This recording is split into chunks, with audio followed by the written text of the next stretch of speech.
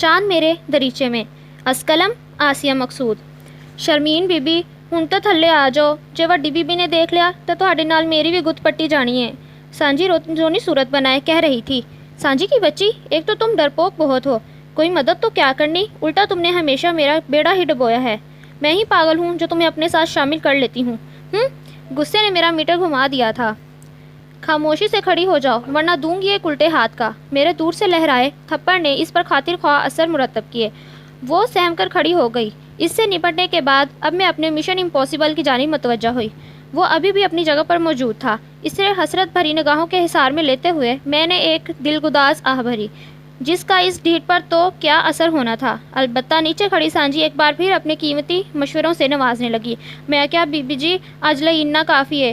तपती दोपहर और जुलसाती लू ने मेरी बेसुध कोशिशों को काफ़ी हद तक मायूस कुन मोड़ दे दिया था, मगर मैं हिम्मत हार कर बैठ जाऊँ ये कैसे हो सकता था। मैंने एक कहर आलूद निगाह ऊपर की एक नातवा शाख के साथ झूलते हुए आम पर डाली और फिर से कमर बस्ता हो गई। आम दी लक्कड़ कच्ची हुंदी है, मेरा मतबल बे आ खड़ी है। वो मेरे घुरने पर घबरा गई थी। अब ज़्यादा बकबक मत करो और सामने। मेरी बात मुकम्मल से होने से पहले ही वो इस तरफ चल दी। ओहो, टोकरी तो नीचे रख दो। हाँ ठीक है, अब वो कोने वाला पत्थर उठा कर लाओ। मैंने दरख्त पर लटकते लटकते ही हुक्म सादिर किया। जल्दी फेंको बदतमीज़, मेरे हाथ थक गए हैं। वो आधी ईंट हाथ में पकड़े मुतज़ब्बब खड़ी थी। मुसलसल डांड डबर पर इसने डरते डरते मेरी तरफ उछाल दिया, जो सीधी दुश्मन की गोली की तरह मेरे माथे पर आकर लगी। और अगले ही लम्हे में इस सेहतमंद आम को हासिल करने की ख्वाहिश दिल में बसाए कच्ची ज़मीन पर ओधी पड़ी थी। हाय, मार दिया जालिम ने। पाँव मुड़ने से मोच आ गई थी। अब तो उठना भी मजाल था, मगर इस वावेले में मैं ये भूल गई थी कि अम्मा जानी के कमरे में अम्मा जानी के कमरे की खिड़की इस पिछले शहर में खुलती है और इन्हें भूली हुई बातें याद लाना भी खूब आता है। फुप्पो, क्या अभी भी दर्द हो रहा है? ज़ुहैब मेरे चेहरे के बिगड़े हुए जावियों से परेशान होकर पूछ रहा था। मैंने अपने बिस्तर पर नीम दराज अस जन्नत बुआ से पाँव की संगाई करवाई थी।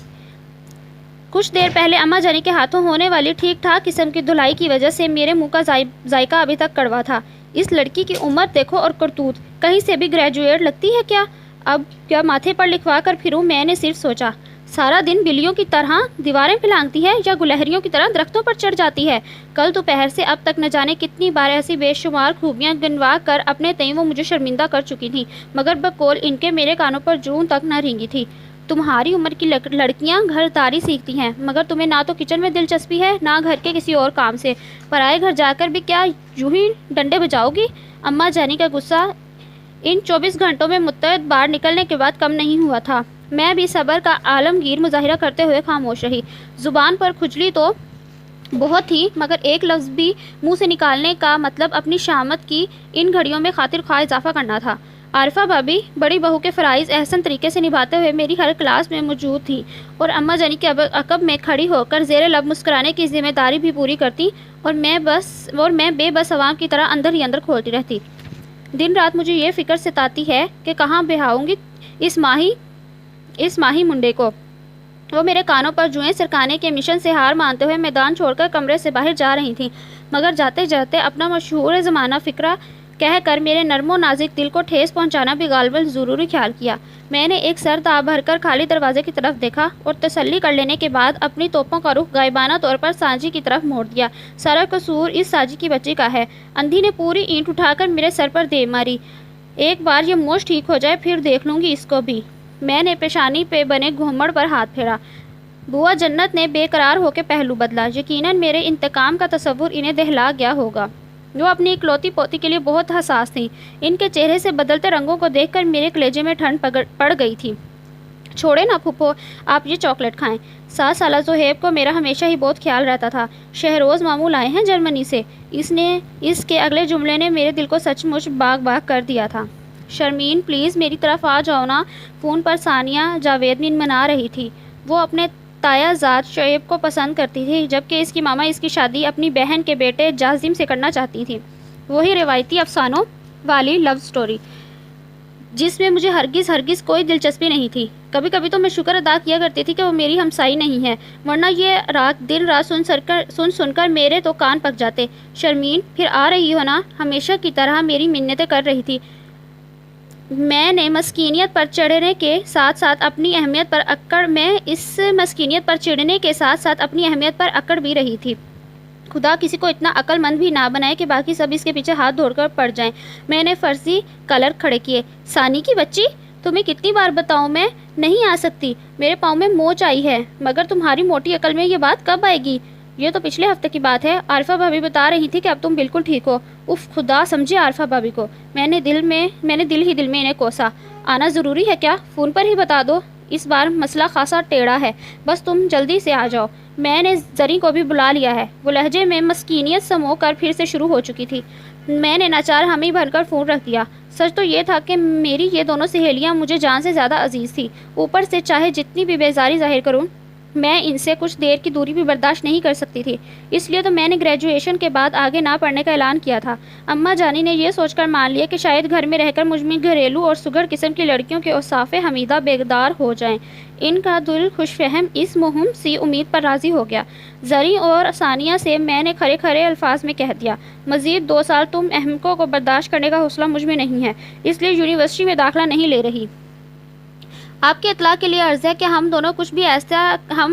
دونوں بھی کچھ ایسا ہی ارادہ رکھتے ہیں۔ وہ دونوں دل کھول کر ہنس رہی تھی۔ اب تو میڈم آپ کو اپنے اس دانش مندانہ فیصلے پر افسوس ہوگا۔ زری نے بڑے ڈرامائی انداز میں اپنے تئیں انکشاف ہی کیا تھا، مگر یہ پہلے ہی سے میرے علم میں تھا۔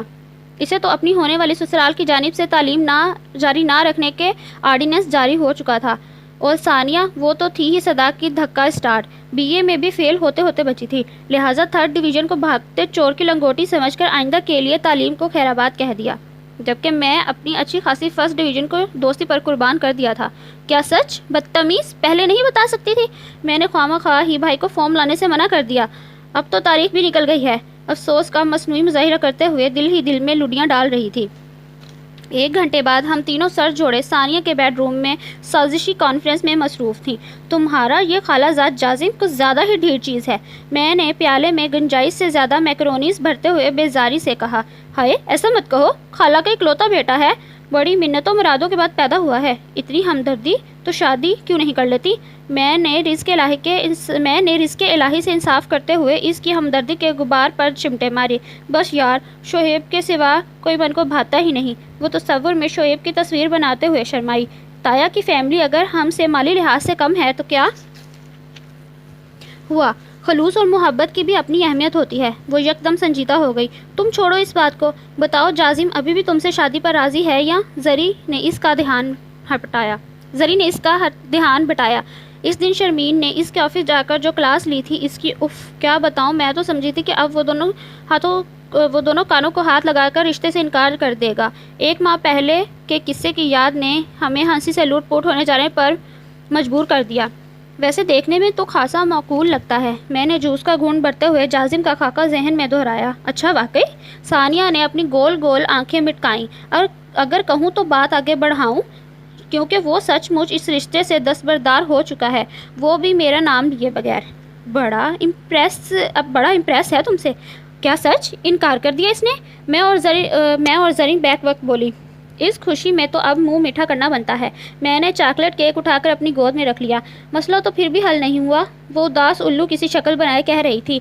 وہ دراصل اس سے پہلے کہ اس کے نئے مسئلے کا سرا ہمارے ہاتھ آتا اور اس کی ماما دروازہ کھولے اندر داخل ہوئی۔ جلدی کرو ثانیہ، وہ لوگ ہمیں دیکھتے ہی ان کے الفاظ کھمبوں کی بجلی کی طرح غائب ہو چکے تھے، اور چہرے پر ناگواری اس طرح رقم تھی جیسے کسی واپڈا ملازم کو دیکھ کر عوام کے چہروں پر ظاہر ہوتی ہے۔ السلام علیکم آنٹی، ہم نے باجماعت سلام کیا۔ تم لوگ کب آئیں؟ جواب میں وہ میری گود میں دھرے کیک کو گھور رہی تھیں، جس میں سے ابھی ہم نے صرف ایک پیس تناول کیا تھا، مگر جس طرح وہ دیکھ رہی تھی لگتا تھا وہ ایک پیس بھی حلق سے واپس نکل آئے گا۔ ثانیہ، ادھر آ کر میری بات سنو۔ ان کی ایکس رے کرتی نگاہیں واپس پلٹیں تو ہماری جان میں جان آئی۔ آنٹی اتنی کنجوس تو ہرگز نہیں ہے، میری طرح زری نے بھی حیرانی کا اظہار کیا۔ یہ راز ثانیہ ہی واپسی پر کھولے گی۔ نسرین آنٹی نے میرے لیے مزید 1 عدد رشتہ فراہم کر دیا ہے، اور شاید آج ہی وہ لوگ آ رہے ہیں۔ یہ سارا اہتمام بھی دراصل انہی کے لیے تھا۔ وہ تمام قصہ ہمارے گوش گزار کر کے مدد طلب نظروں سے دیکھنے لگی۔ اچھا، تو یہ ہے وہ مسئلہ جس کے لیے تم نے یہ ہنگامی اجلاس بلوایا ہے؟ ثانیہ، اتنے رشتے تو کسی مغلیہ شہزادی کے نہیں آئے ہوں گے جتنے تم بھگتا چکی ہو۔ میں سر پکڑے بیٹھی تھی جبکہ وہ مزے سے کیک کھا رہی تھی کیونکہ آنٹی نے آج کے لیے ان لوگوں کو منع کر دیا تھا۔ یہ بریانی نہ جانے کس سر پھرے کی ایجاد تھی۔ 20-25 تو مسالے ہی ڈلتے ہیں اس میں، اب بندہ کس کو یاد رکھے اور کس کو بھول جائے۔ میں گھی میں پیاز براؤن کرتے ہوئے خود بھی جلن بھول رہی تھی۔ اس کی وجہ کچھ تو تندور کی مانند گرم کچن تھا اور کچھ غصے سے کھولتا ہوا میرا دماغ، کیونکہ آج نازنین آپی آئی ہوئی تھیں۔ گھر میں قدم رنجا فرماتے ہی انہوں نے حکم شاہی فرمایا، بریانی کھاؤں گی، وہ بھی شرمین کے ہاتھ کی بنی ہوئی۔ آج کل مجھے گھر کے ہر کام میں کوہلوں کے بیل کی مانی جوتنے کی یہ جو غیر آئینی اقدامات ہو رہے تھے، دراصل ان دونوں کی ساز باز کا ہی نتیجہ تھے۔ میں بھی جیسے سگڑ بڑھنے کو تیار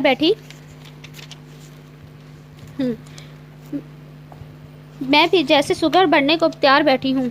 دل چاہ رہا ہے آج ایسی بریانی بناؤں کہ نازنین آپی تو کیا، ان کے میاں بھی مدتوں یاد رکھیں۔ مگر میرا منصوبہ پایا تکمیل تک پہنچنے کے آثار ذرا کم ہی تھے، کیونکہ جنت بوا اور بڑی بھابھی منکر نکیر کی طرح میرے دائیں بائیں موجود تھیں۔ اف، اتنی گرمی! میں نے چہرے پر آئے پسینے کو مزید واضح کرنے کے لیے نظر بچا کر ہاتھ گیلے کیے اور گالوں پر پھیر لیے۔ اس سے پہلے کہ مجھے چکرا کر گرنا پڑتا، عارفہ بھابھی نے میرے ہاتھ سے کفگیر لے لیا۔ تم ایک طرف ہو کر سانس لو، میں دیکھ لیتی ہوں بریانی کو۔ میں فوراً حکم مانتے ہوئے کرسی گھسیٹ کر بیٹھ گئی۔ سلاد بناتی ہوئی بوا نے ضرور ترچھی نگاہوں سے دیکھا، مگر نو خیر، ان کی ہمیشہ کی عادت ہے۔ اب ان چھوٹی موٹی باتوں کی کیا پرواہ کرنی۔ جوس کی پوری بوتل منہ لگا کر فٹافٹ چڑھاتے ہوئے بھابھی کو تیزی سے کام کرتے دیکھنے لگی۔ انہوں نے بریانی دم پر لگانے کے بعد کوفتوں کے لیے مسالہ بھوننا شروع کر دیا اور ساتھ ساتھ کسٹرڈ بنانے کے لیے دودھ بھی چڑھا دیا۔ ویسے بھابھی اتنی بری بھی نہیں ہے۔ میں نے دل ہی دل میں انہیں کچھ نمبر دے ڈالے اور خود لاؤنج میں آ کر ٹی وی آن کیا۔ شرمین، تم نے اگر کچھ اور نہیں کرنا تو کم از کم پڑھائی ہی جاری رکھتی۔ نازنین آپی نے اپنی مغرور سی پیشانی پر بل ڈالتے ہوئے انگوٹھیوں والا ہاتھ میرے سامنے لہرایا۔ ان کی امارت کے اس مظاہرے کو نظر انداز کر کے میں نے دیوار کی طرف دیکھتے ہوئے مکمل خاموشی اختیار کی۔ ابھی تو میں اماں جانی کے کمرے میں آ کر بیٹھی تھی اور انہوں نے اب میرا ناپسندیدہ موضوع چھیڑ دیا۔ کہیں بات پکی ہونے کی تو فی الحال کوئی امید نہیں ہے۔ ایسے میں پڑھائی چھوڑ کر بیٹھ جانے کی بھلا کیا تک تھی، اور نہیں تو کم از کم ذہن مصروف ہی رہتا ہے۔ پھر ایسا ذہن جو فارغ نہ بھی ہو تو شیطان کا گھر ہی لگتا ہے۔ وہ بریانی کھانے کے باوجود اپنی نہیں ہوئی تھی، شاید بھابھی کے ہاتھ کا ذائقہ پہچان گئی تھی۔ کتنی بار بتا چکی ہوں، مجھے مزید پڑھنے کا قطعاً کوئی شوق نہیں ہے۔ آخر بولنا ہی پڑا، شوق تو تمہیں کسی چیز کا نہیں ہے۔ خیر، اب ایسی بھی درویشی نہیں کہ کوئی شوق ہی نہ ہو۔ یہ اور بات ہے کہ کسی کے دل میں مجھے بیاہ کر لے جانے کا ارمان نہیں جگتا۔ میں نے دل ہی دل میں اپنے ارمانوں پر ماتم کیا۔ منہ سے کہہ کر بھلا اماں جانی کے غضب کو آواز دینی تھی؟ غنیمت تھی کہ وہ فی الحال خاموش تھی۔ اماں جانی، آپ حلیہ دیکھیں اس لڑکی کا، شکل و عقل تو پہلے ہی اس میں پوری ہے۔ ایک تھوڑا بہت رنگ صحیح تھا، وہ بھی ٹانگ برابر بچوں کے ساتھ کرکٹ کھیل کھیل کر گنوا دیا ہے۔ بال دیکھو جیسے صحرا کی جھاڑیاں۔ وہ مسلسل میری شانے میں قصیدے پڑھ رہی تھی۔ کیا کہا؟ میں سپرنگ کی طرح اچھلی تھی۔ فوراً آئینے میں اپنا سراپا دیکھا۔ اس نے کھل کر میرے ریشمی بالوں اور سرخ و سفید رنگن کی تعریف کی تو دل کو کچھ ڈھارس ہوئی، مگر اب تو مزید وہاں بیٹھنے کی گنجائش ہی نہیں تھی، لہٰذا فوراً اٹھائی۔ آپی بھی تازہ واقعے سے تپی ہوئی تھی۔ پچھلے دنوں وہ جہازیب بھائی کے کسی دوست کا رشتہ لائی تھی۔ بقول ان کے بہت سلجھے ہوئے لوگ تھے، اتنے سلجھے ہوئے کہ انہیں میرے برف کا گولا کھانے پر بھی اعتراض تھا۔ اس میں میرا کیا قصور کہ ان کی اور گولے والے کی آمد ایک ساتھ ہو گئی۔ گاڑی کو اپنے گیٹ کے سامنے رکتے دیکھ کر میں تو فوراً اندر بھاگ جانا چاہتی تھی، مگر وہ کمبخت گولے والا ہی پچھلا کھاتا کھول کر بیٹھ گیا۔ پھر رہی صحیح کسر اس وقت پوری ہو گئی جب زہیر کا دوست گڈو بیٹ اور بال لے کر ڈرائنگ روم میں ہی چلا آیا۔ شرمین آپی، آج آپ کو صرف باؤلنگ کی باری ہی ملے گی، کیونکہ میری مما نے منع کیا ہے۔ آپ کی بیٹنگ سے ہمارے گھر کے سارے شیشے ٹوٹ گئے ہیں۔ کچھ لمحے پہلے میری ہونے والی ساس مجھے پہلو میں بٹھائے نازنین آپی سے میری سلیقہ شاعری کے قصے سن رہی تھی، مگر ان پے در پے حملوں نے ان کا سارا شوق کافور کر دیا۔ پھر کیا تھا؟ وہ فوراً اٹھ کر جلدی ہی بھاگی۔ مجھے کوئی شوق نہیں ہے ایسے لوگوں میں شادی کرنے کا جن کے چہرے دکانوں پر سجے اسٹیچو جیسے اور لہجے کلس زدہ ہوں، بناوٹی لوگ۔ میں نے بھی سارا حساب بے باک کر دیا۔ عارفہ بھابھی میکے گئی ہوئی تھی۔ آج کل کسی حسین و نازک اندوام دوسیجہ کو چراغ لے کر تلاش کر رہی تھیں اپنے اکلوتے بھائی شیروز کے لیے، جو جرمنی سے 3 ماہ کے لیے تشریف لائے ہوئے تھے، اور ان کے سر پر صحرا دیکھنے کے سارے ارمان ماں بہنوں کے دلوں میں یکدم بیدار ہو گئے تھے۔ اس مقصد کے لیے سارے شہر میں ڈنڈورا پیٹا جا رہا تھا۔ رمضان کی آمد تھی، اس لیے اماں جانی کو بھابھی کا یوں روز روز میکے جانا بہت کھلتا تھا، اور مجھے ان کی قریب کی نظر کمزور لگتی تھی۔ ایک شام میں ابا جانی اور اماں جانی کے ساتھ چائے نوش فرما رہی تھی۔ ابا جانی کپ ہاتھ میں پکڑے ہر چینل پر باری باری وہی خبریں سننے میں مصروف تھے۔ اماں جانی کسی رسالے کی ورق گردانی کر رہی تھی۔ سانجی میرے صوفے کے ساتھ نیچے قالین پر بیٹھی اپنے قاعدہ کا رٹا لگا رہی تھی۔ میں بار بار اس کا تلفظ درست کرتی اور کبھی کبھی خواہ ہی جھاڑ پلا دیتی تھی، اور کچھ کرنے کو تھا جو نہیں۔ مبارک ہو بیگم، رمضان کا چاند نظر آ گیا، صبح انشاءاللہ پہلا روزہ ہوگا۔ ابا جانی کی آواز خوشی سے سرشار تھی۔ آپ کو بھی مبارک ہو۔ سب ہاتھ اٹھا کر دعا مانگنے لگے۔ اس خبر نے سوئی سی شام کو جھنجھوڑ کر اٹھا دیا۔ ابا جانی، رویت حلال کمیٹی کا اجلاس اتنی جلدی ختم کیسے ہو گیا؟ ابھی تو صرف 8 بجے ہیں، کہیں یہ خبر غلط ہی نہ ہو۔ میں نے ٹی وی اسکرین کو گھورتے ہوئے فکر مندی کا اظہار کیا۔ ابا جانی نے مسکرا کر میری طرف دیکھا، پھر دوبارہ اپنے پسندیدہ پروگرام کی طرف متوجہ ہو گئے۔ صبح پہلا روزہ ہے اور یہاں نہ کوئی تیاری ہے نہ ہی اہتمام۔ اماں جانی کو اب اگلی فکر ستانے لگی تھی۔ میرے تو بچے بھی گھر پر نہیں ہیں۔ وہ اپنے فرمانبردار بہو بیٹوں کا ذکر چھیڑ کر مجھے گھیرنے کے لیے راستہ ہموار کر رہی تھی۔ میں نے فوراً صوفوں سے پاؤں نیچے اتار کر جوتے کی تلاش کرنا شروع کر دی، مگر رفو چکر ہونے کی ضرورت پیش ہی نہیں آئی۔ پوش میں حمزہ بھائی کی گاڑی آ کر رکی اور اماں جانی کا سارا دھیان اسی طرف ہو گیا۔ شاید حمزہ بھائی آفس سے واپسی پر بچوں اور بھابھی کو ساتھ لیتے ہوئے آئے تھے۔ ہم دونوں ماں بیٹی اپنے نقطہ نظر سے اس گمان پر خوش ہو گئیں۔ میں نے بھاگ کر لاؤنج کا دروازہ کھولا اور حمزہ بھائی اینڈ فیملی کے ساتھ طلحہ بھائی اور ربیہ بھابھی کو دیکھ کر میری خوشی سے چیخ نکل گئی۔ آپ لوگ دبئی سے کب آئے؟ پہلے اطلاع کیوں نہیں دی؟ سوالات کی بوچھار میں وہ صدا کا 9 بیاتہ جوڑا کھڑا شرما رہا تھا۔ ربیہ نے کہا، یہ عید پاکستان میں اپنوں کے ساتھ ہی چل کر مناتے ہیں، تو میں نے سوچا کیوں نہ رمضان ہی میں آپ سب کو سرپرائز دے دیا جائے۔ طلحہ بھائی کہہ رہے تھے، مبارک ہو مبارک ہو۔ ہر طرف رمضان کی آمد کی خوشیاں بکھر گئی تھیں۔ بھابھیوں نے بر وقت آ کر کچن سنبھال لیا تھا، اس لیے راوی میرے لیے چین ہی چین لکھ رہا تھا۔ میں نے سحری کے وقت فجر کی نماز پڑھتے ہی سو جاتی، اور جو آنکھ کھلتی تو ظہر کا وقت جا رہا ہوتا تھا۔ بھاگم بھاگ نماز سے فارغ ہوتی تو ثانیہ کی کال آ جاتی۔ اب پورا 1 گھنٹہ اس کی مظلوم عشق کی داستان سنتے اور اپنی عقل سلیم سے اسے مشورہ دیتے گزرتا، تو اگلا گھنٹہ زریں کے سسرال نامہ کے ساتھ تمام ہوتا۔ اس کی رام کہانی سن کر جیسے ہی موبائل رکھتی، ربیہ اپنے شوہر نامے کے ساتھ موجود ہوتی۔ 1962 کی اس فلمی ہیروئن کی ہر بات شوہر سے شروع ہو کر شوہر پر ہی ختم ہوتی تھی۔ شادی کو 1 سال ہو چکا تھا، مگر ان کی باتوں سے یوں محسوس ہوتا جیسے ابھی ہنی مون پیریڈ ہی چل رہا ہو۔ یوں تو طلحہ بھائی میرے سگے اور بہت ہی عزیز بھائی تھے، مگر ربیہ ان کی اس قدر مالا جبتی کہ میں بیزار ہو جاتی۔ وہ میری ہم عمر اور ماموزاد بہن تھی۔ بھابھی بننے کا ثانیہ ایک لمبے چوڑے افیئر کے بعد عمل میں آیا، جس میں میرا کردار تاریخی اہمیت کا حامل تھا۔ یہ تاریخی کردار میں نے اس لیے ادا کیا تاکہ کسی دکھیا دل کی دعا شاید مجھے بھی لگ جائے، مگر سزا کے طور پر اب مجھے طلحہ کہتے ہیں کہ شرمائی گردن ہر وقت سننا پڑتی ہے۔ آپ لوگ ہی بتائیں، اس قدر سخت روٹین کے بعد مجھے روزہ لگنا تو بنتا ہے نا؟ مگر اماں جانی، میں جیسے ہی تھکی ماندی افطاری کے ٹیبل پر آتی، وہ مجھے آڑے ہاتھوں لے لیتی۔ پلیز مان جاؤ، پلیز پلیز، میں وعدہ کرتی ہوں یہ آخری بار ہے۔ ثانیہ التجا کرتے ہوئے میرے حضور جھکی جا رہی تھی، اور میں اس کے ڈرائنگ روم کے صوفے کو اپنا تخت شاہی تصور کرتے ہوئے ایک شان بے نیازی سے تشریف فرما تھی۔ اگر میں نہ مانوں تو؟ میں نے گردن اکڑائی۔ نہیں، ایسے مت کہو، میں مر جاؤں گی مگر شعیب کے سوا کسی اور سے شادی نہیں کروں گی۔ پلیز مجھے اس مصیبت سے نکالو۔ وہ ہاتھ جوڑنے پر آ گئی۔ آخر کتنی بار نکالوں تمہیں اس مصیبت سے؟ تھک گئی ہوں میں، مگر تمہارے امیدواروں کی لائن ختم نہیں ہوتی۔ تم نے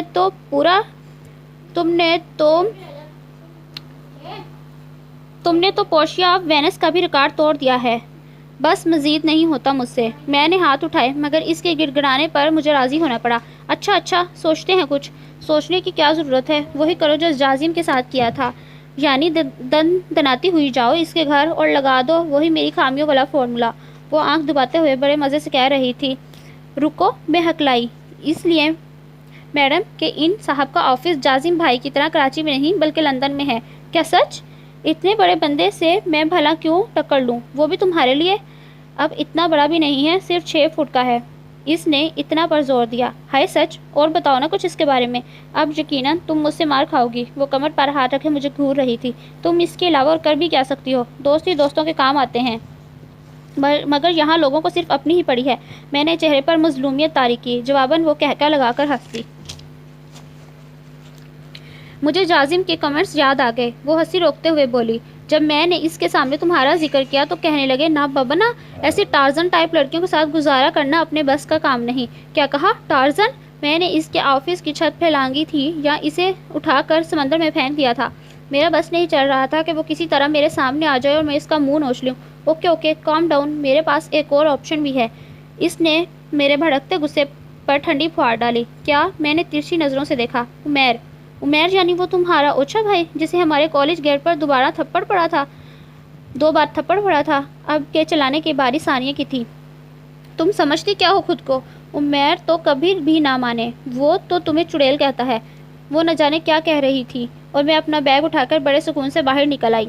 2 دن بعد ثانیہ اور میں اسی لندن والے 6 فٹ سے 2 ہاتھ کرنے جا رہے تھے۔ اب زری نہیں آئی تھی، اس لیے میں ثانیہ کو ہی پکڑ کے لے گئی۔ اس کے ٹھنڈے ہوتے ہاتھوں کو دبوچ کر تقریباً گھسیٹتے ہوئے جب میں گیٹ پر پہنچی تو بڑی بڑی مونچھوں والے خوفناک سے چوکیدار کو اپنی طرف مشکوک نظروں سے دیکھتے پایا۔ تمہارے صاحب گھر پر ہیں؟ میں نے لہجے کو تحکم آمیز بنانے کی کوشش کی۔ کیا کام ہے؟ اس نے ہمیں سر سے پاؤں تک گھورا۔ فوراً اندر اطلاع کرو، مس شرمین آغا آئی ہیں۔ اس ضرورت سے زیادہ خود اعتمادی نے آخر اپنا رنگ دکھایا اور وہ پیچھے ہٹ کر انٹرکام پر بات کرنے لگا۔ یار واپس چلتے ہیں، ثانیہ نے میرے مزید قریب ہو کر گھبرائی ہوئی آواز میں سرگوشی کی۔ میں انسنی کر کے اپنی جگہ جمی رہی۔ اس کی کلائی پر ابھی تک میرے ہاتھ کی گرفت ڈھیلی نہیں ہوئی تھی، ورنہ کو کب تک ہاتھ چھڑا کر واپس بھاگ چکی ہوتی۔ انٹرکام سے فارغ ہو کر چوکیدار نے ہمیں ڈرائنگ روم کا راستہ سمجھا کر اندر جانے کی اجازت دے دی۔ کچھ دیر بعد ہم لش لش کرتے ڈرائنگ روم میں صوفوں پر دھسی بیٹھی تھیں۔ میرے اعتماد کو اب کوئی چوری نقب لگا رہا تھا، جیسے نظر انداز کرنے کے لیے میں جوں ہی بلا وجہ بولنے لگی۔ یہ عرب پتی تمہارا خواہش مند ہے اور تم بے مال کے پتی کی خواہش مند ہے نا؟ عجیب بات، آہستہ بولو، کوئی سن لے گا۔ ثانیہ کے حلق سے گھٹی گھٹی آواز نکلی۔ ہاں تو سن لے، میں کسی سے ڈرتی نہیں۔ میں نے دبنگ انداز میں شیخی ماری۔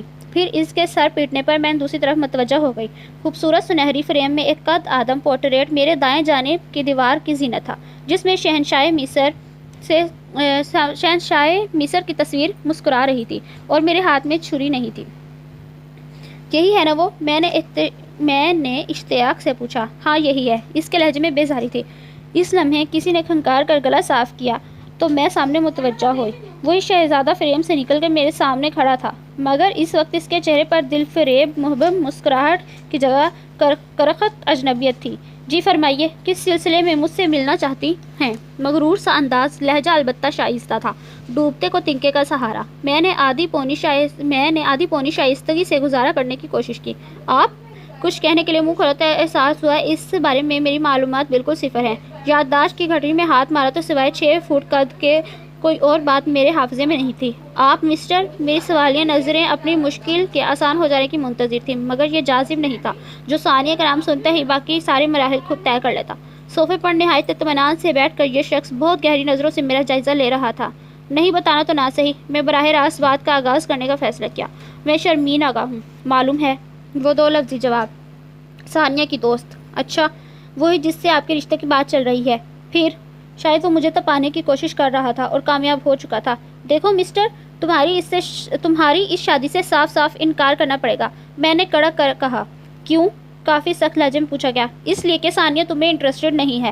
ساتھ ہی میں نے زبان دانتوں تلے دبا لی، کیونکہ میری زبان سے سچ پھسل گیا تھا۔ اف، یہ میں نے کیا کر دیا؟ میں سابقہ کارروائیوں کی ترتیب بھول گئی تھی۔ دوسرے الفاظ میں پہلی بار گھبرائی۔ تم بھی تو منہ سے کچھ پھوٹو۔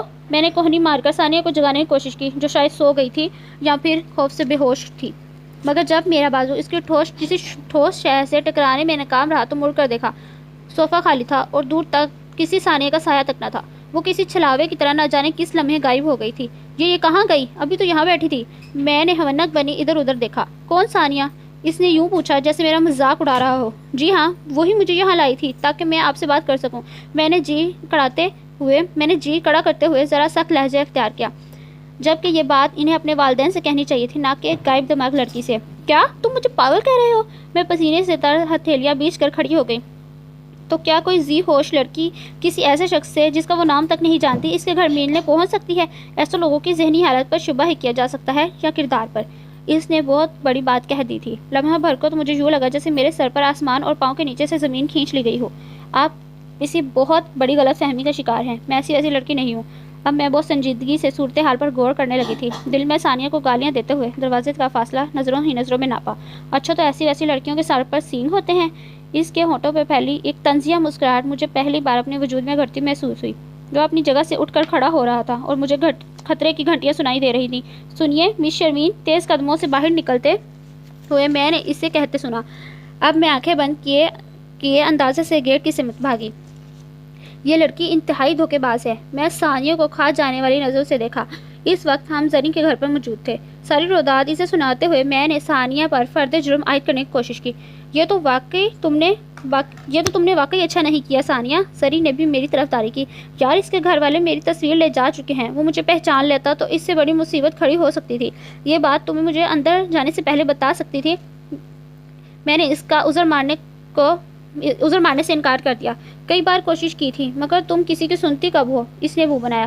اور جو تم گھر کے باہر منڈلاتے ہوئے اس کے گھر والے دیکھ لیتے تو یہ ممکن نہیں ہے، کیونکہ پاکستان میں اس کی صرف ایک بہن رہتی ہے، وہ بھی اس کے گھر سے بہت دور۔ اس کی والدہ امریکہ میں ہوتی ہیں جو آج کل پاکستان آنے والی ہیں۔ وہ بھی ساری معلومات اب باہم پہنچا رہی تھی۔ اف، تو وہ گھر پر اکیلا تھا؟ مجھے کپی سی محسوس ہوئی۔ میری غائب دماغی پر ثانیہ کی بتیسی باہر آئی۔ پھر وہ میرے غفلت میں کہے گئے فرمودات زرین کے گوش گزار کرنے لگی۔ دونوں کی ہنسی کا جو فوارہ پھوٹا تو رکنے کا نام نہیں لے رہا تھا۔ بدتمیزوں، اپنا نہیں تو میرے روزے کا ہی خیال کرو۔ میری کھساہٹ نے انہیں مزید شہد دے دی۔ مجھے وہاں سے اٹھتے ہی بنی۔ سنو شرمین، افطاری کے بعد چلی جانا، زری پکار رہی تھی۔ میں انسنی کرتے ہوئے باہر آ گئی۔ مغرب کا وقت قریب تھا، اس لیے راستے بھر جگہ جگہ عارضی اسٹالز لگے ہوئے تھے۔ میں کچھ کولڈ ڈرنکس اور آئس کریم لینے کے لیے ایک دکان پر رک گئی تاکہ اپنے ساتھ ساتھ گھر والوں کے دماغ کو ٹھنڈا کرنے کا سامان ہو سکے۔ گھر سے دوپہر کی غائب تھی اور نتیجہ بھی روز قیامت کی طرح میرے علم میں تھا۔ والیٹ سے پیسے نکالنے کے لیے جب میں بیگ کی تلاش کرنا چاہا تو یاد آیا وہ تو اس جادوگر کے قلعے میں ہی رہ گیا۔ میں بھاگتے ہوئے اسے ٹیبل سے اٹھانا بھول گئی تھی۔ باجی کہندی ہے میری طبیعت چنگی نہیں، اس لیے روزہ نہیں رکھ سکتی۔ سانجی کے ذریعے میرا پیغام سحری کی میز تک کیا پہنچا، اماں جانی کے غضب کو جوش آ گیا۔ پھر کیا تھا، وہ گرجتی برستی ہوئی میرے کمرے میں آئی اور کان پکڑ کر مجھے ٹیبل پر لا بٹھایا۔ 4 روزے گزرے نہیں اور اس کے بہانے شروع ہو گئے۔ وہ سحری کے دوران بھی مسلسل بڑبڑا رہی تھی، جبکہ یہ بہانہ نہیں تھا، میری طبیعت سچ میں خراب تھی۔ پورے رات پریشانی میں گزری، نیند تو دور کی بات ہے، میں ایک پل کو بھی پلک نہیں جھپک سکی تھی۔ حمزہ بھائی کی تاکید کے باوجود میں گاڑی سے اپنا ڈرائیونگ لائسنس اٹھا لیتی تھی، جبکہ موبائل گھر میں بھول جاتی تھی۔ اب یہ ذرا سی لاپرواہی میری زندگی میں بڑا طوفان لا سکتی تھی۔ میرا لائسنس میرے ہینڈ بیگ میں تھا، جسے وہ شخص اپنی مرضی کے مطابق استعمال کر سکتا تھا۔ میری طبیعت بوجھل ہو رہی تھی، ایک نوالا لینے کی رغبت نہ تھی، مگر امی جانی کی گھورتی نگاہوں نے مجبور کر دیا۔ اپنے سامنے رکھے پراٹھے کی طرف متوجہ ہو جاؤ۔ ابھی پہلا نوالا منہ میں رکھا ہی تھا کہ ابکائی آ گئی۔ میں اٹھ کر اپنے کمرے کی طرف بھاگی۔ طبیعت تو واقعی خراب ہے اس کی، صبح ڈاکٹر کے پاس لے جانا۔ دروازہ بند کرتے ہوئے میں نے ابا جانی کو کہتے سنا، شکر ہے کوئی پیچھے نہیں آیا۔ میں بستر پر لیٹ کر آنکھیں بند کر لیں۔ آج بچپن کی طرح پھوٹ پھوٹ کر رونے کو دل چاہ رہا تھا، مگر وہ بچپن جس میں ذرا سی چوٹ لگنے پر خوب آنسو بہاتے تھے کب بیت چکا تھا۔ اب تو ہر عمل کی وضاحت درکار تھی۔ وہ آزادی و مرضی کا زمانہ قصہ پارینہ ہو گیا تھا۔ اماں جانی ہمیشہ کہا کرتی تھی، لڑکی اور اس کی عزت دونوں ایک دوسرے کے لیے لازم والملزوم ہوتے ہیں اور دونوں ہی کانچ کی طرح نازک۔ ذرا سی ٹھیس پہنچی تو کرچی کرچو ہو گئے۔ لڑکی ہونا کیا ہوتا ہے، یہ وہ پہیلی تھی جسے میں کبھی سمجھ نہ پائی تھی، اور آج وہ شخص ایک جملے میں مجھ پر واضح کر گیا تھا۔ اس کا چپتا ہوا طنز یا لہجہ بار بار میرے کانوں میں گونج رہا تھا۔ ایسی ویسی لڑکیوں کے سر پر سینگ نہیں ہوتے۔ میں بے قرار ہو کر کروٹ بدلی۔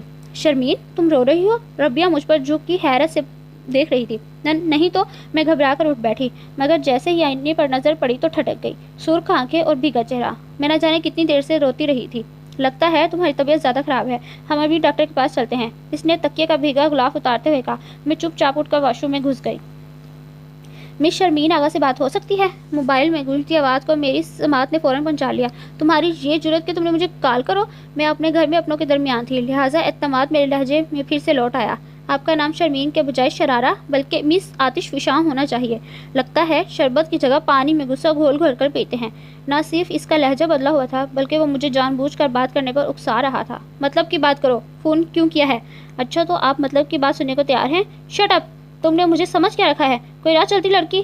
یہ تو تمہاری بھول ہے۔ میں صرف اپنی دوست کی ہمدردی میں اس کی مدد کرنے چلی آئی تھی کہ تم جیسے شخص سے شادی کرنا نہیں چاہتی، ورنہ شرمین کسی طوفان کا نام ہے، یہ تم جانتے نہیں۔ تم جیسے شوقیہ گنڈوں کو سیدھا کرنا تو مجھے خوب آتا ہے۔ فار یور کائنڈ انفارمیشن، میرے فادر DIG پولیس ہیں۔ اسے خوف زدہ کرنے کے لیے میں نے بڑی بھڑک مار دی تھی۔ یہ تو اور بھی آسانی ہو گئی۔ اب میں آپ کا ڈرائیونگ لائسنس تھانے بھجوا دیتا ہوں، وہاں سے آپ کی والد گرامی خود ہی لے جائیں گے۔ اس کے لہجے میں رتی برابر فرق نہیں آتا۔ نہیں، اس زحمت کی ضرورت نہیں ہے۔ اگر تم واقعی ایک شریف انسان ہو تو اس شرافت کا مظاہرہ کرتے ہوئے میرا لائسنس لیٹر باکس میں ڈال دو۔ دل نے تو جلالتو کا ورد کرتے ہوئے میں نے ایک آسان حل پیش کیا۔ اور باقی بیگ؟ اسے ڈسٹ بن میں ڈال دو۔ میں پھر سے تب گئی۔ اب میں اتنا بھی شریف نہیں۔ کیا مطلب؟ میں نے ہر پھاڑ کر کہا، مگر جواب سے پہلے رابطہ منقطع ہو گیا تھا۔ میں اور ربیہ 8ویں روزے کو عید کی شاپنگ کرنے نکل کھڑی ہوئی، جبکہ حقیقتاً ابھی سے خریداری کا ارادہ تو نہیں تھا۔ ربیہ نے پروگرام بنایا تو میں دھیان بٹانے کو راضی ہو گئی۔ جب ایک بڑی سی چادر لے کے میں باہر نکلی تو اس کے چہرے کے تاثرات دیکھنے کے لائق تھے۔ ونڈو شاپنگ کے دوران بھی اس نے کئی بار زمین کو چھوتے ہوئے چادر کے کونے کی طرف میری توجہ دلائی۔ آخر تمہیں کیا سوجی؟ آخر ایک جگہ رک کر اس نے مجھ سے پوچھ لیا۔ دیکھا نہیں یہ مدہر راہ چلتی عورت کو کیسے گھور رہے ہیں؟ بغیرتوں کو رمضان کا بھی احترام نہیں۔ میں نے گھبرا کر ارد گرد دیکھتے ہوئے سر کو اچھی طرح ڈھانپا۔ شرمین، تم مارکیٹ پہلی بار تو نہیں آئی، اور یہ مرد حضرات بھی ہمیشہ ایسے ہی ہیں۔ مجھے لگتا ہے تبدیلی تم میں آئی ہے، وہ بے اختیار ہنستے کہہ رہی تھی۔ شاید اس کی بات سچ ہی تھی۔ مجھے خود پر اٹھنے والی ہر نگاہ آج زیادہ ہی محسوس ہو رہی تھی۔ اچھا چھوڑو اس بات کو، تمہیں معلوم ہے اماں جانی عید کے بعد تمہیں اپنے گھر سے رخصت کرنا چاہتی ہیں؟ وہ چوڑیوں کے مختلف شیڈز دیکھتے ہوئے کہنے لگی۔ مگر کہاں؟ حیرت سے میرا منہ کھل گیا۔ تمہارے اصلی گھر اور کہاں؟ اب وہ آگے بڑھ رہی تھی۔ مگر اماں جانی کے سوچنے سے کیا ہوتا ہے؟ میں نے سوچ کر سر جھٹکا، جبکہ ربیہ ہینڈ بیگز کی دکان میں گھس گئی۔ وہ مختلف بیگز کو اٹھا کر دیکھ اور واپس رکھ رہی تھی۔ میں گلاس وال سے اسے دیکھتے ہوئے زرین کی شادی کے بارے میں سوچنے لگی، جو عید کے بعد طے تھی۔ اور ثانیہ کی ماما نے بھی بیٹی کی خواہش کے آگے گھٹنے ٹیک دیے تھے۔ دراصل میرج بیورو والے ان کے دوست آخرکار انہیں قائل کرنے میں کامیاب ہو گئی تھیں۔ وہ بیچاری بھی کیا کرتی، ہم دونوں ہی ان کے رشتے کا سردرد بنے ہوئے تھے۔ اماں جانی نے میرے ذمہ ایک کام لگایا تھا۔ ربیہ دکان سے باہر نکلتے ہوئے دوبارہ بات کا وہیں سے آغاز کر رہی تھی جہاں سے چھوڑ کر گئی تھی۔ وہ چاہتی ہیں میں عارفہ بھابی سے شہروز بھائی کے لیے بات کروں۔ وہ بہت معنی خیزی سے میری جانب دیکھ رہی تھی، مگر میری خاموشی پر بولی، تمہیں کوئی اعتراض تو نہیں؟ تم کہیں انٹرسٹڈ تو نہیں؟ دراصل تم اس دن رو رہی تھی تو میں سمجھی اگر انٹرسٹڈ ہوتی تو یہیں ٹنگی رہتی۔ میرا موڈ بگڑ گیا تھا۔ اچھا ٹھیک ہے، میں آج رات ہی بھابی سے بات کرتی ہوں۔ وہ اپنی بات مکمل کر کے کپڑے کی ایک دکان میں گھس گئیں۔ شاپنگ نہ کرنے کے ارادے کے باوجود ہم کافی کچھ لے جا چکے تھے۔ اپنے شاپنگ بیگز تھامے ہم پارکنگ طرف بڑھ رہے تھے جب ایک منظر نے میرے قدم روک دیے۔ ایک کار ڈرائیور نے 5-6 سال کے بچے کو ٹکر مار کر شدید زخمی کر دیا تھا اور وہ لہو لہان ہوا سڑک پر بے ہوش پڑا تھا، اور کار ڈرائیور فرار ہونے کے چکر میں تھا۔ رش زیادہ ہونے کے باعث اسے گاڑی نکالنے میں دشواری ہو رہی تھی۔ میں نے اسی لمحے کا فائدہ اٹھایا اور اس کے سامنے جا کھڑی ہوئی۔ کیا بات ہے بی بی، پیچھے ہٹو، وہ شیشہ نیچے کرتے ہوئے تنگ مزاجی سے بولا۔ تم اندھے ہو؟ دیکھ نہیں رہے ایک بچہ تمہاری لاپرواہی کی وجہ سے موت کے منہ میں جا رہا ہے، اور تم بھاگنے کے چکر میں ہو؟ انسانیت ہے تم میں کچھ؟ تم جیسے لوگوں کو تو اس مقدس مہینے کا بے احترام نہیں، نہ ہی دلوں میں خدا کا خوف ہے۔ میں زور زور سے چلا رہی تھی اور بچے کی ماں میرے پاس کھڑی رو رہی تھی۔ ارد گرد کے لوگ بھی بے حسی کا چولا اتار کر ڈرائیور کے گرد دائرے کے سور میں جمع ہونا شروع ہو گئے تھے۔ اب تو مکمل طور پر گاڑی کا راستہ بند ہو گیا تھا۔ مجبوراً وہ شخص نیچے اترا اور زخمی بچے کو اٹھا کر گاڑی میں ڈال لیا۔ میں نے ماں کو بھی بچے کے ساتھ پچھلی سیٹ پر بٹھا دیا۔ گاڑی روانہ ہونے کے بعد رش چھٹا تو مجھے ربیہ ایک طرف کھڑی نظر آئی۔ وہ حیران و پریشان سے مجھے دیکھ رہی تھی، جیسے کہہ رہی ہو یہ سب کیا تھا؟ میں نے بھی خاموشی سے کندھے اچکا دیے۔ شام سے ہی میرے دل میں کھلبلی مچی ہوئی تھی۔ عشاء تک انتظار کرنا دوبر ہو رہا تھا۔ پھر جیسے ہی نماز عشاء اور تراویح سے فارغ ہوئی، بھابی کے کمرے کی طرف دوڑ لگا دی۔ دروازے پر کان لگا کر کچھ سننا چاہا تو احساس ہوا دونوں خواتین اندر موجود نہیں، جس کی گواہی حمزہ بھائی کے کھراٹے دے رہے تھے۔ میں مایوس ہو کر پلٹ آئی۔ کچن کے پاس سے گزرتے ہوئے میرے قدم رک گئے۔ یہ بھابی کی آواز تھی۔ وہ کہہ رہی تھی، ربیہ تم ٹھیک کہتی ہو، شرمین گھر کی لڑکی ہے، دیکھی بھالی اور کچھ شکل بھی ہے، لیکن کیا یہ خوبیاں اسے اچھی بہو اور بیوی ثابت کرنے کے لیے کافی ہیں؟ بھابھی کا لہجہ بہت عجیب سا تھا. کچھ دیر کے لیے کچن میں خاموشی چھا گئی. کیا مطلب؟ میں سمجھی نہیں. اچھی بہو ہونے کی ضمانت کسی بھی لڑکی کو نہیں دی جا سکتی. ہمارے سسرال نے بھی ہمیں بغیر اسی ضمانت کے اپنایا تھا. ربیہ حقیقت بیان کر رہی تھی. مگر میرے دل نے اسے ایک اچھی بہو ہونے کا سرٹیفکیٹ دے دیا تھا. تم جذباتی ہو رہی ہو ربیہ. یہ عمر بھر کے بندھن ہوتے ہیں. انہیں وقتی جذبات کی نظر نہیں کرنا چاہیے. وہ بہت آسانی سے اس حقیقت پسندی پر جذبات کا ٹھپا لگا رہی تھی. تم تو شرمین کو بچپن سے جانتی ہو کس قدر سرکش اور خود پسند لڑکی ہے. بلکہ لڑکی کیا ایک سرفراز نوجوان ہے. تم ہی بتاؤ اس میں اپنی ہم عمر لڑکیوں والی کوئی ایک بھی خوبی ہے؟ اگر میں سسرال کی لاج نبھانے پر رضامند ہوں بھی جاؤں تو میرے ماں باپ اور اکلوتے بھائی کا کیا قصور ہے جو انہیں سزا دی جائے؟ اس لڑکی سے کچھ بعید نہیں کہ میری ماں کا سر پھاڑ دے یا ابا کو کہیں دھکا دے آئے. اور اگر شہروز کے ساتھ جرمنی چلی گئی تو خدا جانے وہاں کیا گل کھلائے گی. آج اس نے سڑک پر جو تماشا کیا وہ تو تم خود ہی مجھے بتا چکی ہو. اب ربیہ خاموش تھی.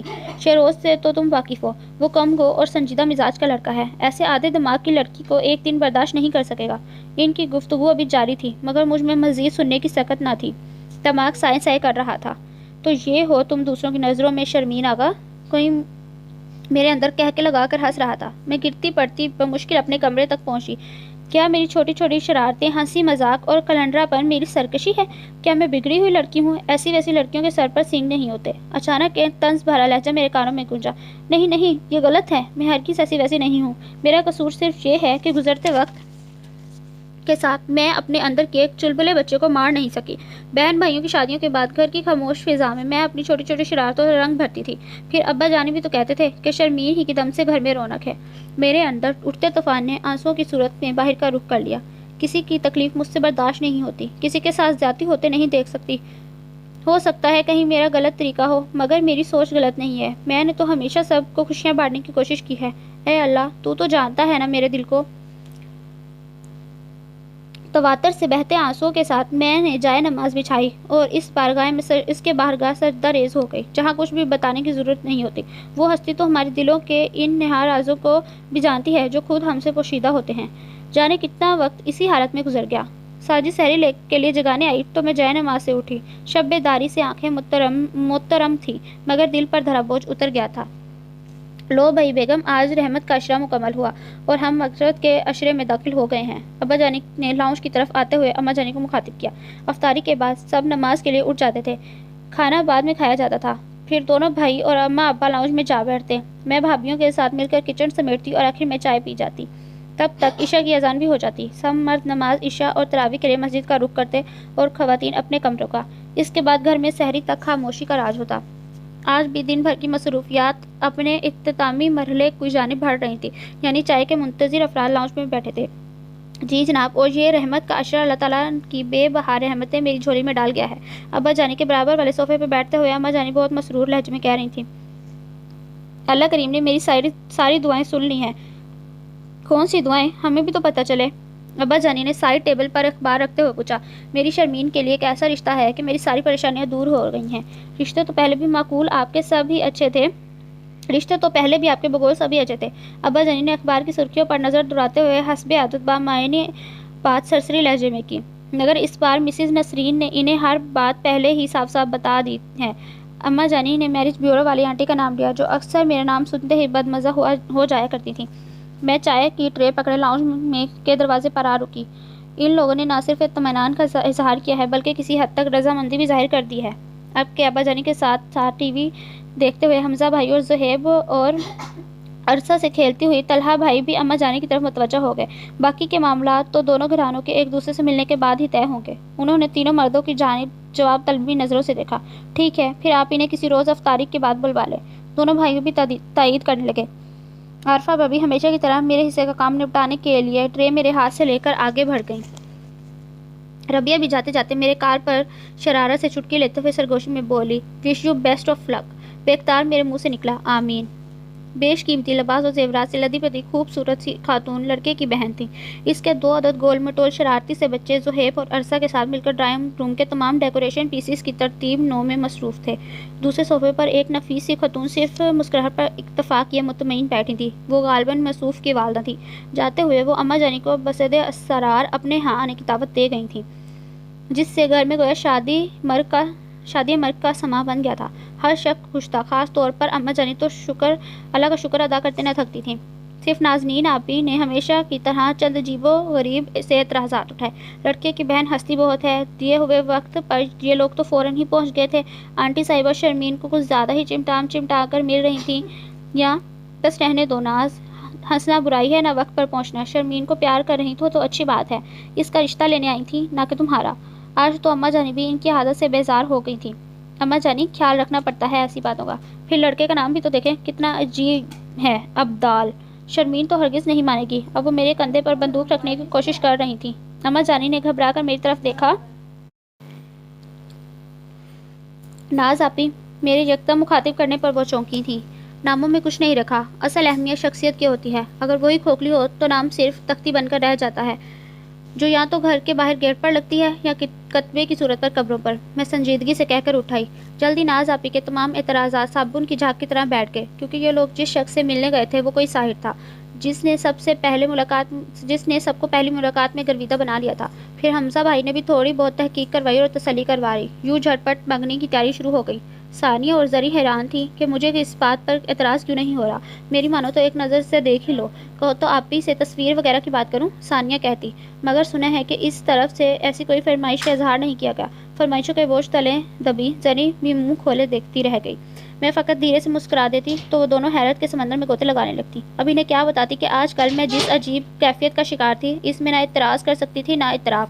میں جب بھی آنکھیں بند کرتی تو نہ جانے کہاں سے دو غزیلی آنکھیں اور طنز بھرے ہونٹ میرے سامنے آ جاتے۔ وہ شخص جس کا میری زندگی سے دور دور تک کوئی واسطہ نہ تھا، کوئی خوبصورت یاد اس سے وابستہ نہیں تھی، سوائے اس کے کہ اس نے میرا ڈرائیونگ لائسنس میرے گھریلو لیٹر باکس میں ڈال کر خود کو ایک شریف انسان ثابت کر دیا تھا اور دوبارہ کبھی رابطہ کرنے کی کوشش نہیں کی تھی۔ پھر میرے خیالوں میں نہ جانے کیوں بار بار آ جاتا۔ ان الجھے خیالات کو ذہن سے جھٹک کر میں ابدال کا فرضی تصور ذہن میں بسانے کی کوشش کرتی تو خود پر ہنسی آ جاتی۔ اسی کشمکش میں گزرتے دنوں کا آخری سرا یعنی چاند رات آ پہنچی۔ جی ہاں، وہی چاند رات جسے رسم کے لیے منتخب کیا گیا تھا۔ آج صبح سے ہی دل کی عجیب سی کیفیت تھی۔ میں اپنے آپ سے الجھ رہی تھی، اداس ہرگز نہیں تھی مگر عجیب بےقلی تھی۔ عارفہ بھابی کی باتوں نے جیسے میرا خود سے اعتماد ختم کر ڈالا تھا۔ میں اپنے بستر پر لیٹی اسی کیفیت سے الجھ رہی تھی جب ربیہ مجھے پکارتی ہوئی اندر آئی۔ ربیہ کیا تھی؟ کپڑوں، جوتوں اور زیورات کے ڈبوں میں نہ جانے کن کن اشیاء کا ایک ڈھیر تھا جو دھم کی آواز کے ساتھ بستر پر گرا تو پیچھے وہ خود نمودار ہوئی۔ ہم صبح سے بھاگ بھاگ کر ہلکان ہو رہے ہیں اور تم محترمہ چھپی بیٹھی ہو۔ مصروفیت اور عجلت میں بھی وہ خوشی ان کے لہجے سے عیاں تھی۔ لو سنبھالو بھائی، تمہاری ساس نے سب چیزیں پہلے سے اسی لیے بھجوا دی تاکہ تم وقت پر تیار ہو کر انہیں دیدار کرا سکو۔ وہ ہنستے ہوئے ڈبہ کھول کر دیکھنے لگی۔ سفید ریشمی سوٹ پر گولڈن اور سلور امتزاج میں خوبصورت کام تھا۔ واہ بھائی، پسند تو بہت اچھی ہے مسٹر ابدال کی۔ اتنے دنوں سے تمہاری نند صاحبہ میرے کان کھا رہی تھی کہ ابدال نے سب شاپنگ اپنی پسند سے کرنی ہے۔ سچ میں تو ڈر گئی تھی نہ جانے کیا اٹھا لائے، مگر یہ سب تو کمال کا ہے۔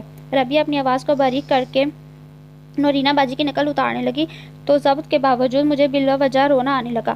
ارے کیا ہے یہ؟ کیا ہے بھائی؟ اندر داخل ہوتے ہوئے ثانیہ کی نظر سب سے پہلے میرے آنسوؤں پر پڑی تھی۔ اگر سوٹ پسند نہیں آیا تو فون کھڑکاؤ، آنسو کیوں ضائع کرتی ہو؟ انہیں رخصت کر کے وقت کے لیے سنبھال رکھو۔ وہ ٹشو سے میرے گال پوچھنے لگی، مگر صرف رخصت کے لیے، بعد میں تو وہی بیچارہ روئے گا۔ ربیہ نے بھی لقمہ لیا، جس پر ان دونوں کے ساتھ میری بھی ہنسی نکل گئی۔ لڑکیوں، یہ ہنسی مذاق چھوڑو اور پارلر جانے کی تیاری کرو۔ اماں جانی کے اندر آتے ہی ہم سب کی ہنسی کو بریک لگ گئی۔ جلدی ضروری اشیاء ثانیہ نے ایک بیگ میں ڈالی اور ہم حمزہ بھائی کے ساتھ پارلر چلے گئے۔ واپسی پر زرین کو لیتے ہوئے جب ہم گھر پہنچے تو سب مہمان آ چکے تھے، لہٰذا زرین اور ثانیہ مجھے سیدھا لان میں بنے اسٹیج پر لے گئی۔ ماشاءاللہ، میری بہو تو چاند کا ٹکڑا ہے۔ آنٹی میری بڑائی لے رہی تھی۔ گھنی میسنی کیا ہیرو پسند کیا ہے؟ میری دونوں ہم ذات ابدال کو اسٹیج پر آتا دیکھ کر میرے کانوں میں گھسنے لگی۔ واؤ، سفید شیروانی پر سلور اور گولڈن کام، اس نے تو پوری میچنگ کر رکھی ہے تمہارے ساتھ۔ ایک قدرتی شرم و حیا نے میرے سر کو خود بخود جگا دیا اور پرکھیں تھی کہ کوشش کے باوجود اٹھ نہیں رہی تھی۔ دیکھو تو شرمین، آج واقعی شرمین ہی لگ رہی ہے، عارفہ بھابی کسی سے کہہ رہی تھی۔ مجھے یوں لگا جیسے ان کے لہجے میں حسرت ہو۔ ہمیشہ ایسا ہی رہنا۔ میری طرف ذرا جھکتے ہوئے سائے کی گمبھیر سرگوشی نے دل کی دھڑکن کو اپنی گرفت میں لے لیا۔ رسم کے بعد جب کھانا کھلا تو سچ شکر ربیہ میری نظروں کا مفہوم سمجھ کر مجھے اندر لے گئی۔ لڑکیوں، پلیز تھوڑی دیر کے لیے باہر آ جاؤ، ابدال شرمین سے ملنا چاہتا ہے۔ نازنین آپی نے اچانک کمرے میں آ کر دھماکہ کیا۔ مگر کیوں؟ میں اچانک اس افتاد پر گھبرا گئی۔ اب ملتے ہوئے کیوں گش پڑ رہے ہیں؟ کمینی لڑکی، تم سے تو میں بعد میں پوچھوں گی۔ ثانیہ اور زری منہ پر ہاتھ مارتے ہوئے باہر نکل گئی۔ جیسے ہی سلور اور گولڈن کام والا خصہ دہلیز پر نظر آیا تو میرا سر جھک گیا۔ میں تو سوچ بھی نہیں سکتا تھا کہ تم اتنی شرمیلی واقع ہوگی۔ مس شرمین آغا، یہ لہجہ میری سماعت پر بجلی بن کر گرا۔ آپ یہاں؟ میں اپنی جگہ سے اٹھ کھڑی ہوئی۔ جی جناب، میں یعنی ابدال احسن، جس کے چرنوں میں آپ کئی اشخاص کی بھیٹ دینے کو تیار تھیں۔ میں نے سوچا ایسی پجارن اور کہاں ملے گی، لہٰذا زندگی بھر کے لیے آپ کے سامنے رہنے کا فیصلہ لیا۔ ہونٹوں پر بہت دل فریب مسکراہٹ سجائے وہ عین میرے مقابل آ کھڑا ہوا۔ وہ تو صرف ایک مذاق تھا۔ میں شرمندہ ہوئی۔ آپ کے لیے ہوگا، میں تو پہلی نظر میں ہی دل ہار گیا تھا۔ اس کے کلون کی خوشبو مجھے چادر کی طرف پھیلی ہوئی محسوس ہونے لگی۔ کہا تو آپ نے بھی تھا کہ میں آتش فشاں ہوں۔ نظریں چراتے ہوئے میں نے حساب برابر کرنا چاہا۔ ہاں تو وہ تو تم ہو، اور یہی بات تو میرے دل کو بھائی تھی۔ وہ نہایت پرسکون انداز میں صوفے پر جا بیٹھا۔ میری ہمیشہ سے یہ خواہش تھی کہ میری شریک حیات ایک بہادر اور صاف گو لڑکی ہو، جب کسی غیر مرد سے بات کرتے ہوئے بے لچک لہجہ اس کے کردار کی گواہی دے۔ تم سے مل کر یوں لگا جیسے میری منزل مل گئی ہے، وہ کھوئے ہوئے لہجے میں کہہ رہا تھا۔ پھر ایک دن اچانک میں تمہارے اندر کی ہمدرد انسان سے ملاقات ہو گئی، جب تمہارا حساس دل ایک زخمی بچے کے لیے تڑپ رہا تھا اور تمہاری آنکھوں میں تیرتی نمی، جس کی شاید تمہیں خبر نہ تھی، اس حساس دل کی گواہی دے رہا تھا۔ میں ہجوم میں کھڑا کتنی دیر تمہارے چہرے کو تکتا رہا۔ اس دن میں نے اپنے دل کے آگے سر تسلیم خم کر دیا۔ میری بے یقین ہوتی سماعتوں نے اس کے ٹھہرے ہوئے لہجے کو دل پر دستک دیتے سن لیا تھا اور یقین بھی کر لیا، مگر آج وہ دھیرے دھیرے چلتے ہوئے کھڑکی کے پاس آ کھڑا ہوا۔ تمہارے اس انوکھے روم نے مجھ پر یہ عقدہ کھولا ہے، محبت کی نرم فوار جب کسی عورت کے دل کی زمین پر پڑتی ہے تو حیا کی سرخی خود بخود اس کے چہرے پر سج جاتی ہے۔ وہ محبت اگین لہجے میں کہہ رہا تھا۔ جب میرا چوکیدار تمہاری گاڑی کے پیچھے بھاگنے کے باوجود پرست تمہیں نہ لوٹا سکا تو میں نے اس دن جان لیا تھا کہ یہی اللہ کی رضا ہے۔ وہ مسکرا رہا تھا۔ میری نظروں نے چوری کی ایک چھوٹی سی جسارت کی اور واپس جھک گئی۔ چاند نظر آ گیا۔ مبارک ہو۔ باہر برقی کموں سے سجے لان میں ایک دم ہلچل مچ گئی تھی۔ آپ کو بھی۔ وہ مسکرا کر باہر نکل گیا۔ میں نے کھڑکی سے جھلکتے آسمان کے ٹکڑوں میں چاندنی